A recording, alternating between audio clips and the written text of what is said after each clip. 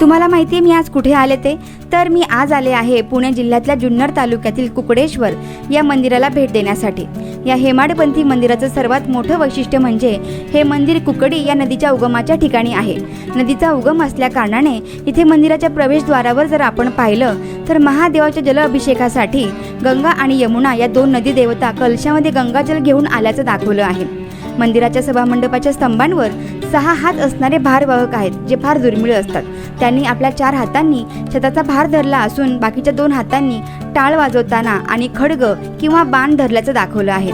शिवाय मंदिराच्या अंतराळात योगिनी आणि नवग्रह देवता कोरलेल्या असून मंदिराच्या बाहेरच्या भिंतींवर शिलाहार राजघराण्याच्या काळातील अत्यंत बारीक आणि कोरीव काम पाहायला मिळतं, ज्यात हंस, कीर्तिमुख, पिंपळाची पानं याशिवाय भैरव, चामुंडा आणि वराह या दुर्मिळ देवतांच्या मूर्ती कोरलेल्या आहेत। काळाच्या ओघात मंदिराचं मूळ शिखर नष्ट झालं असलं तरीही शिखराचे अवशेष आजही मंदिराच्या परिसरामध्ये जमिनीवर सुरक्षित ठेवलेले आहेत।